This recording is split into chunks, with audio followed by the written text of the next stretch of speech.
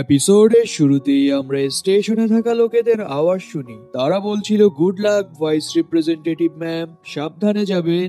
আমরা দগজা ও সাংহাকে দেখি। সাংহা হাত ওপর করে লোকেদের বিদায় জানাচ্ছিল, আর দগজা ভাবছিল মাত্র কিছুদিন হয়েছে যে আমি তাকে ভাইস রিপ্রেজেন্টেটিভ বানিয়েছি, আর সে এখনই এতটা পপুলার হয়ে গেছে, যেমনটা আশা করা যায় তার থেকে। আমরা গং পিল্ডুকে দেখি, যে মুখ ভেঙচি মেরে দাঁড়িয়েছিল আর ভাবছিল আগে ছিলাম রাজা আর এখন হয়ে গেলাম ফকির। আর হায়ুং সং তো জাস্ট তাকে দেখছিল। দগজা যাওয়ার আগে হায়ুং সং কে বলেছিল যাতে সে এখানটা গার্ড করার পাশাপাশি তার লেভেলস গুলো বাড়ানোর দিকেও ফোকাস রাখে। আর হিউনকে তো আলাদা এক মিশনেই পাঠানো হয়েছে। বাকি থাকলো দগজা, কিলিয়ং, সাংহা আর সংকো। তারা এখন গোয়াংমন স্টেশনের ব্যাটেলে অংশ নিতে যাবে। দগজা আবার সাংহাকে জিজ্ঞাসা করে, তুমি না কোরিয়ান হিস্টোরিতে ফার্স্ট সার্টিফিকেট পেয়েছিলে? সাংহা বলে হ্যাঁ। দগজা আবার বলে, তোমার কি মনে আছে কতবার আমি সামেয়নদাং এর স্ট্যাচু থেকে কিছু আইটেমস পেয়েছিলাম? ওই এরিয়াতে একটা ন্যাশনাল মিউজিয়ামও আছে, আমরা এখন ওখানেই যাব। সাংহা বলে, ও হ্যাঁ, আমি শিওর কনস্টেলেশনস দের পাওয়ার ওই স্ট্যাচু গুলার ভিতরে আছে, সাথে তাদের আর্টিফ্যাক্টস এন্ড জুয়েলারিও। দগজা বলে, হ্যাঁ তুমি ঠিক ধরেছো, তোমার কাজ হলো সেই হিস্টোরিক্যাল আর্টিফ্যাক্টস এন্ড জুয়েলারি গুলো খোঁজা। সাংহা বলে, শিওর, আমি আমার বেস্টটা দিয়ে ট্রাই করব। আর ব্যাকগ্রাউন্ডে মিনস অফ সংকোককে বলছিল, কিরে তুই এখনো ন্যাংটা কেন, মানে জাস্ট আন্ডারওয়্যার পরে আছিস কেন? সংকোক বলে, তো এখন আমি কি বা করতে পারি, যে কারো প্যান্ট খুলে পরে নিব? দগজা বলে, আমাদেরকে গোয়াংমন স্টেশনে যাওয়ার পূর্বে অবশ্যই যত বেশি সম্ভব আইটেমস নিয়ে যেতে হবে, কারণ টাইরেন্ট রুলার কমপক্ষে 100-রও বেশি ম্যান পাওয়ার নিয়ে আসবে, আর ওই পাগল অ্যাপোস্টালের তো নিজস্ব ম্যান পাওয়ারই থাকবে। এক কথায় বলা চলে গোয়াংমনের ফাইটটা হবে হিস্টোরিক্যাল কনস্টেলেশনদের মধ্যে। সংকোক বেচারা ব্যাকগ্রাউন্ড থেকে বলে, আমার আইটেমস এর দরকার নেই, আমার জাস্ট একটা প্যান হলেই হবে। সাংহা আবার বলে, যতটা মনে আছে সামনেই একজন হিস্টোরিক্যাল জেনারেলের মন্দির আছে। পরের সিনে আমরা হিস্টোরিক্যাল জেনারেলের মন্দির দেখি। তারা মন্দিরের সামনে গিয়ে ভাবে, হঠাৎ করেই বিষাক্ত গ্যাস উধাও হয়ে গেল কেন? দগজা ভাবে সবসময় স্ট্যাচু গুলোকে কেটে ফেললেই কাজ হবে না, এখানে অন্যভাবে কাজ করতে হবে। সাংহা বলে, তাহলে এখন আমরা কি করব? এরপর দেখি তারা সবাই হাত জোর করে প্রে করে। পর মুহূর্তেই স্ক্রিনে লেখা আসে, কনস্টেলেশন মার্কুইস অতিথিদের আসতে দেখে খুশি হয়েছে, আর সে আপনাদেরকে ব্লেসিংস দিয়েছে। আপনাদের স্ট্যাটস লেভেল গুলো 14 আওয়ার্স এর জন্য 5 করে বাড়িয়ে দেওয়া হলো। দগজা ভাবে কনস্টেলেশন মার্কুইস, সে অবশ্য একজন চাইনিজ ফেমাস জেনারেল, কিন্তু তার মন্দির কোরিয়াতে কি করছে? সাংহা বলে, শুরুটা খারাপ না, কিন্তু আমার মনে হচ্ছে না আমরা এখান থেকে কোন রকম আইটেম পাবো। সংকোক বলে, আমরা এখানে না গিয়ে যদি ব্লু ড্রাগনস চার্জে যেতাম তাহলে হয়তো আইটেমসও পেতাম। তখনই গিলিয়ং এর হাতে একটা ইনসেক্ট এসে বসে আর তাকে কিছু ইনফরমেশনস দেয়। গিলিয়ং আবার চিৎকার করে দগজাকে সামনে দেখতে বলে। সবাই সামনে তাকায় আর দেখে সামনে থেকে মানুষদের একটা বড় গ্রুপ আসছে। এরপর তারাও সামনে আগাতে আগাতে মুখোমুখি হয়ে দাঁড়ায়। সংকোক তাদেরকে দেখে বলে, তাদের পোশাকগুলো তো চেনা চেনা লাগছে। সামনে থেকে একটা লোক বলে ওঠে, কে তোমরা, আর রুলার্স পাথ ব্লক করার সাহস কিভাবে হলো তোমাদের? দগজা বলে, আগে তোমরা বলো তোমরা কারা? তখনই সামনে থেকে একটা মেয়ে বলে, তোমার হাতে দেখছি ব্রাউন ফ্ল্যাগ, এর মানে তো তুমিও একজন রুলার। সংকোক আবার তাকে দেখে বলে, সে তো মিনজিউন। মিনজিউন বলে, তোমার গ্রুপের একজন মেম্বার দেখি আমাকে চিনে ফেলেছে। সংকোক শাইনিং লুক মেরে বলে, হ্যাঁ আমি আপনার ফ্যান। স্ক্রিনে লেখা আসে, ডিস্ট্রয় ইভিল লেভেল 2 অ্যাক্টিভেট করা হয়েছে। দগজা আবার সংকোকের মাথায় একটা ঝাঁটা দেয় আর তার হুশ ফিরে আসে, আর ভাবে ওর তো হাইপনোসিস অ্যাবিলিটি আছে, তারপরও সে তার জালে কিভাবে আটকা পড়লো। ওয়েট এ মিনিট, মিনজিউন তো একজন নোভেলের ক্যারেক্টার, কিন্তু সংকোক তার ফেস দেখে তাকে কিভাবে চিনলো? সে তো সেওলের 7th রুলারের মধ্যে একজন, the ruler of beauty, Minjun. এরপর ক্যারেক্টার লিস্ট স্কিল অ্যাক্টিভেট করে তার ক্যারেক্টার ইনফরমেশন দেখে। Constellation noble slumber, attribute actor grade rare, and ruler of beauty grade heroic. Exclusive skill weapon training level 5, military command level 2, 1000 faces level 3, and acting level 2। Stigmas heavenly captivation and exceptional heroine. এরপর ভাবে সে তাহলে নোভেলের একজন character, আর বলে, আপনার সাথে দেখা হয়ে ভালো লাগলো। মিনজিউন বলে, ও তাহলে তুমিও আমার ফ্যান। দরজা বলে মোটেও না। এটা শুনে জিউনের মুখ কালো হয়ে যায় আর দরজা ভাবে সে সুন্দর, কিন্তু সাংহা তার চেয়েও বেশি সুন্দর। এরপর বলে দেখে তো মনে হচ্ছে তোমার কনস্টেলেশন তোমাকে হাইলি ব্যাকআপ দিচ্ছে, তো তাকে বলে দিও সিলিয়ার লাস্ট কুইনকে আমি সম্মান জানিয়েছি। এটা শুনে তো জিওন অবাক হয়ে যায়। স্ক্রিনে লেখা আসে আপনার কথা শুনে ক্যারেক্টার জিওনের সাপোর্টার চমকে গেছে। দরজা বলে এখানে লজ্জা পাওয়ার দরকার নেই, তোমরা কি এখানে সিলিয়া কিংডমের শেষ ইচ্ছে পূরণ করতে আসনি? আর আমাদেরকে বলা হয় এখানে 3টা সুপার পাওয়ার্স আছে, এক হলো সেওনদং, দ্বিতীয়টা ইয়োনসাং এন্ড তৃতীয়টা ইয়োনদং পো। তখনই আবারও সিস্টেমে নোটিফিকেশন পপ আপ হয়। ওখানে লেখা ছিল a boundary scenario arrived, unification of 3 kingdoms, clear conditions, সিলিয়ার হিস্টোরিক্যাল কনস্টেলেশনের উইশ ক্যারেক্টার মিনজিউনকে ইউনাইটেড 3 কিংডমের রুলার বানাবে। সো মিনজিউনকে সাহায্য করুন আর বাইকজি এন্ড তাইবং এর রুলারদের মেরে ফেলুন। যদি সিনারিওটা সাকসেসফুলি কমপ্লিট হয় তাহলে আপনি কনস্টেলেশন নোভেল স্লাম্বারের ব্লেসিংস পাবেন, রিওয়ার্ড 2000 কয়েন্স। মিনজিউন বলে আমার কনস্টেলেশন তোমার সিনসিয়ারিটি আশা করছে, তো অবশ্যই তোমাকে তার অফারটা অ্যাকসেপ্ট করতে হবে, ঠিক আছে? আমি সোজা সাপটা বলছি, আমার আন্ডারে চলে এসো। দরজা তো স্ক্রিনে তাকিয়ে ভাবে আমি কি চোখে ভুল দেখছি নাকি, মাত্র 2000 কয়েন্স। আমি তো ফকির আসলেও 2000 কয়েন্স এমনি ভিক্ষা দিয়ে দিই। মিনজিউন বলে রুলারদের যুদ্ধ শুরু হতে যাচ্ছে, যেহেতু তুমি এই পর্যন্ত সার্ভাইভ করে আসতে পেরেছো এর মানে তোমার সাপোর্টিং কনস্টেলেশনও খুব পাওয়ারফুল হবে। দরজা বলে no thanks for your offer, but আমি তোমাকে রিজেক্ট করছি। এটা শুনে তো মিনজিউনের হোশই উড়ে যায় যে তাকে রিজেক্ট করা হয়েছে। দরজা আবার পিছনে ঘুরে চলে যেতে নেয় আর মিনজিউন বলে ওয়েট, যদি 2000 কয়েন্সে তোমার না হয় তাহলে আমি তোমাকে আরো বাড়িয়ে দিতে পারবো, কিন্তু তুমি কি 2000 কয়েন্সের ভ্যালু জানো না? তুমি কি ভুলে গেছো তুমি এখন কোন পরিস্থিতিতে আছো? বাহ ভাই, মানে দরজা একটা 80 বছর পুরনো চাদর পরে আছে দেখে ও দরজাকে জাজ করে ফেললো, কিন্তু দরজার কাছে যেই পরিমাণে কয়েন্স আছে তা শুনলে মাটির নিচ থেকে ওর পা সরে যাবে। মিনজিউন বলে সিলিয়ার রুলার তোমার সামনে, তোমার সাহস কি করে হয় তাকে রিজেক্ট করার? তুমি 2000 কয়েন্সে রাজি হচ্ছ না, এটা একটা অপরাধ। সাংহা আবার বলে এক্সকিউজ মি ইওর হাইনেস, আমি কোরিয়ান হিস্টোরি সম্পর্কে যতটা জানি সিলিয়ার শাসক বাকি 2 কিংডমস এর শাসকদের থেকে দুর্বল ছিলেন, তো আপনাদের কি মনে হয় না বাকি 2 কিংডমকে হারিয়ে আপনাদের উইন করাটা টাফ হবে? এটা শুনে তো মিনজিউন চমকে যায় যে সাংহা এত কিছু কিভাবে জানে, আর বলে তোমার সাহস কি করে হয় যা সম্পর্কে তুমি জানো না তা নিয়ে কথা বলার? সাংহা বলে আমি তো কোরিয়ান হিস্টোরিতে ফার্স্ট ক্লাস সার্টিফিকেট পেয়েছি। এটা শুনে তো মিনজিউন আরো অবাক হয়ে যায় আর বলে কি ফার্স্ট ক্লাস সার্টিফিকেট? দরজা আবার অ্যাটিটিউড নিয়ে বলে সাংহা চলো এখান থেকে, এই লেডি হিস্টোরি সম্পর্কে কিছুই জানে না। মিনজিউন বলে থামো, 3000 কয়েন্স সম্পর্কে তোমার কি ধারণা? দরজা বলে আই ডোন্ট কেয়ার আর পাত্তা না দিয়ে যেতে থাকে। স্ক্রিনে লেখা সে constellation secretary plotter historical great কনস্টেলেশনের দরিদ্রতা দেখে হাসছে আর আপনাকে 3000 কয়েন্স এমনিতে স্পন্সর করেছে। আবারও লেখা আসে এসএস গ্রেড ইনফিনাইট রিগ্রেসরের আরো 5 কপিস বিক্রি হয়েছে, আপনি অ্যাডিশনালি 5000 কয়েন্স পেয়েছেন। দরজা ভাবে আমি জানি না যদি সে এই মেসেজগুলো দেখে তাহলে তার রিয়াকশন কি হবে।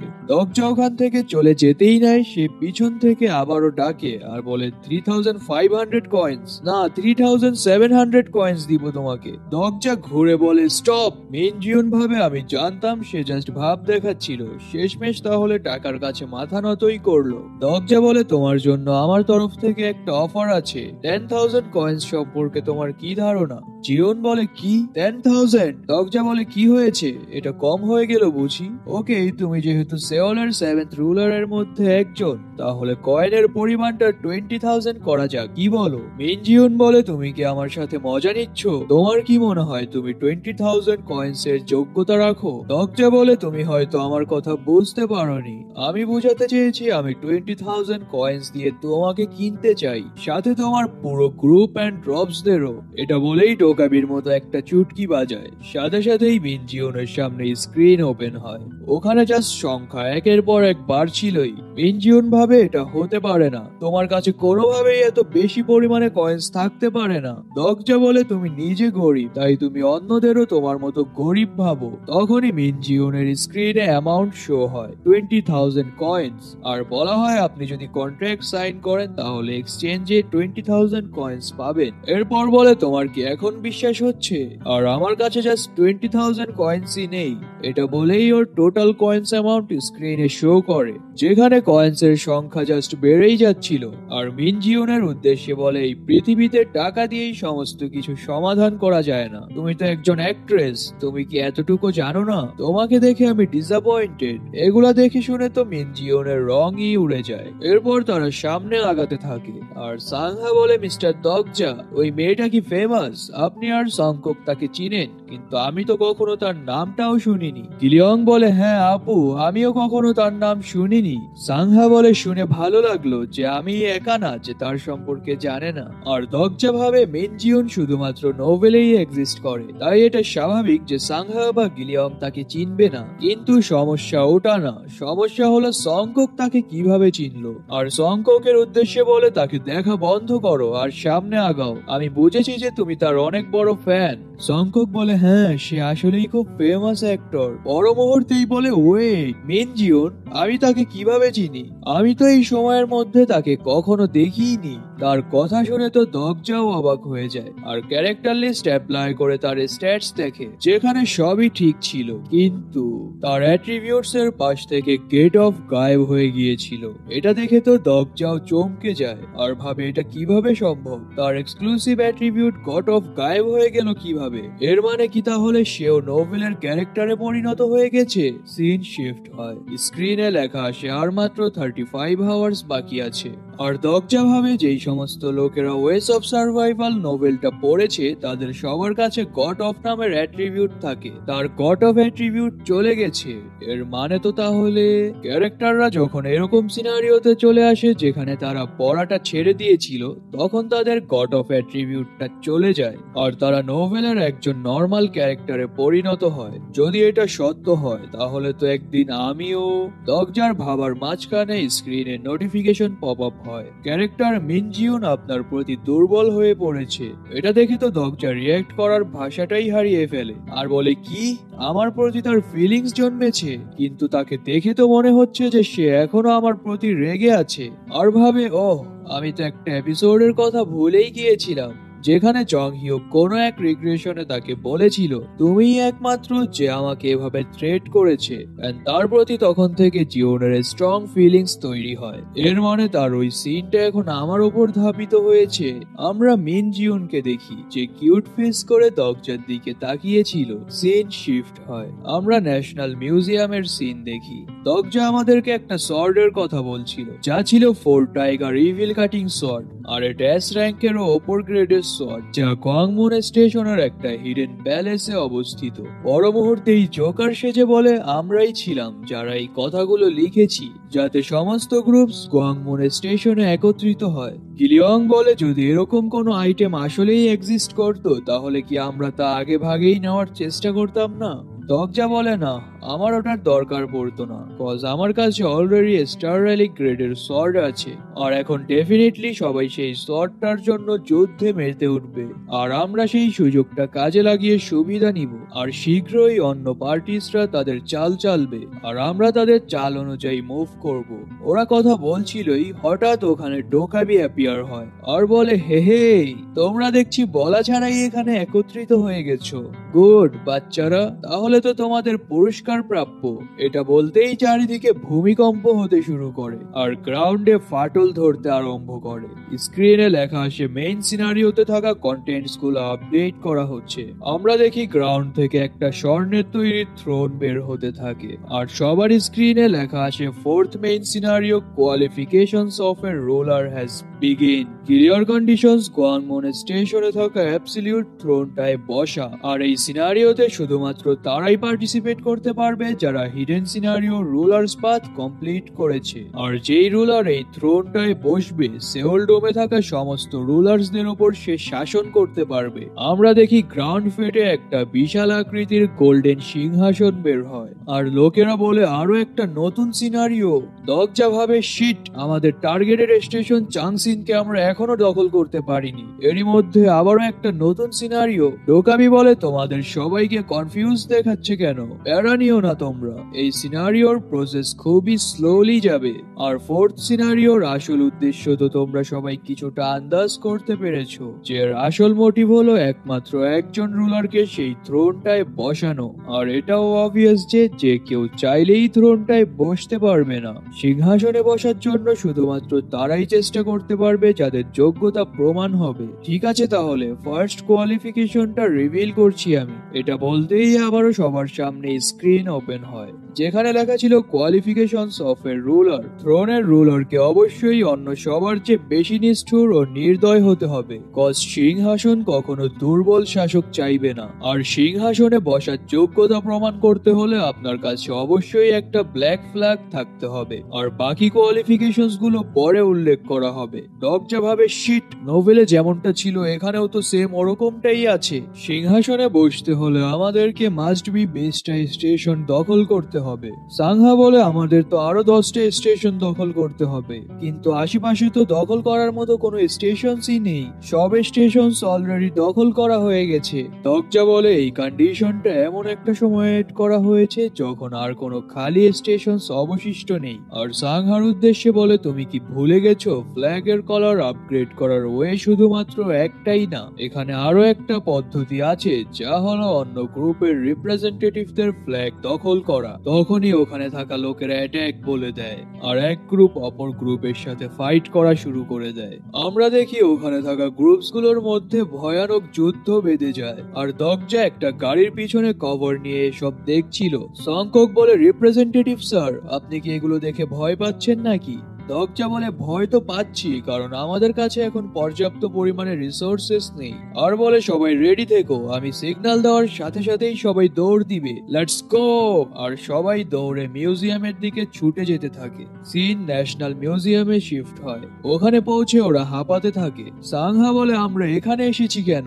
দগজা বলে তোমাকে মিউজিয়ামের ভিতরে গিয়ে অ্যাস্ট্রোবেল খুঁজে বের করতে হবে, এটি জোসেন ডাইনেস্টির একটি ডিস্ক আকৃতির আইটেম, কিন্তু আমি জানি না এটা কোন ফ্লোরে আছে, আমাদেরকে আলাদা আলাদা হয়ে এটি খুঁজে বের করতে হবে। ওরা কথা বলছিলই তখনই হঠাৎ ওদের ওপর অ্যাটাক হয়ে যায়, আর দগজা কোন রকম সাংহা ও গিলিয়ংকে নিয়ে তা ডজ করে নেয়, আর সবাইকে দ্রুত মিউজিয়ামের ভেতরে যেতে বলে। এরপর শট বের করে সবগুলো অ্যাটাক স্টার রেলিং এর একটা স্ল্যাশে ডিসচার্জ করে ফেলে।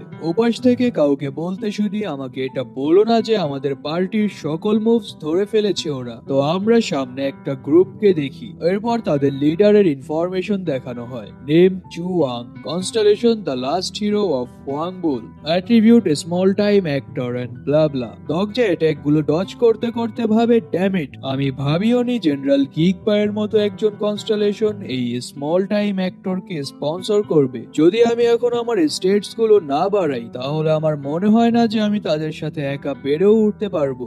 আমার কাছে যদিও পর্যাপ্ত পরিমাণে কয়েন্স আছে, কিন্তু তারপরও কয়েন্স গুলো আমার লাস্ট সিনারিওর জন্য সেভ করতে হবে। না, মেবি আমার 20,000 কয়েন্স স্ট্যাটে ইনভেস্ট করা উচিত। আমরা দেখি দগজার টোটাল কয়েন ব্যালেন্স 68,000 প্লাস। তখনই ওখানে এন্ট্রি হয় হিরোইন মিন জিওনের। সে এসেই বলে তোমার কি মনে হয় না তুমি থ্রি কিংডমের নামে একজন ছোট টেরিটরির রুলারকে বলি করছো? চুয়াং ঘুরে তাকায় আর দেখে এটা তো মিন জিওন। সে বলে ও, কিংডমের কুইন এসেছে দেখছি, তো কি জন্য এখানে আসা হলো শুনি? মিন জিওন বলে তোমাদের ডাইনেস্টি তো অলরেডি ধ্বংস হয়ে গেছে, তোমার মুখে এই টোন মানায় না। আর দগজা ভাবে দ্য রুলার অফ বিউটি, সে হঠাৎ করে এখানে কোত্থেকে আসলো? আমাকে এটা বলো না যে সে পুরো পথ জুড়ে আমাদেরকে ফলো করছিল। না, এটা হতেই পারে না। স্ক্রিনে লেখা আসে ক্যারেক্টার মিন জিওন আপনার প্রতি দুর্বল ফিলিংস রাখে। আমরা দেখি মিন জিওন দগজাকে দেখে ব্লাশ করছে, আর দগজা ভাবে কি আসলে এগুলো হচ্ছে? মিন জিওন দগজার কাছে এসে বলে, আমি আসলে পূর্বে যা বলেছিলাম তার জন্য সরি ফিল করছি, কজ আমি বুঝতে পেরেছি যে টাকাই সবকিছু সলভ করতে পারে না। চুয়াং আবার টিটকারি করে বলে, দেখে তো মনে হচ্ছে তোমাদের রুলার নিজের পার্সোনাল ফিলিংস এ ডুবে গেছে। এটা শুনে আবার জিওনের গার্ড রেগে বলে, তোমার মতো একজন সাধারণ জেনারেলের সাহস কি করে হয় একজন দেশের রুলারের সাথে এভাবে কথা বলার? চুয়াং বলে, ওহ, তোমার কনস্টেলেশন দেখছি হোয়ারাং, তো তুমিও কি তার মতো তোমার মাথাটা কাটাতে চাও? এটা শুনে গার্ড রেগে বলে, শাট আপ, তোমাদের আর্মি সাইজ অনুযায়ী তোমরা আমাদের সাথে পেরে উঠবে না। তখনই পিছন থেকে সাংহা দগজাকে ডাকে আর বলে, আমি অ্যাস্ট্রোবেলটা খুঁজে পেয়েছি। আমরা দেখি সামনে থেকে সাংহা ও গিলিয়ং অ্যাস্ট্রোবেলটা হাতে নিয়ে আসছিল, আর দগজা বলে, ঠিক সময় এসেছো সাংহা, এখন মনে হচ্ছে আমাদের ভিক্টরি হওয়ার একটা চান্স আছে। চলো তাহলে হোয়াং বুলের যুদ্ধটা পুনরায় ক্রিয়েট করা যাক, আর সবাই ফাইট করার জন্য রেডি হয়ে একে অপরের উপর অ্যাটাক বলে দেয়। তো এরই সাথে আজকের এই এপিসোডটা এখানেই সমাপ্তি হয়।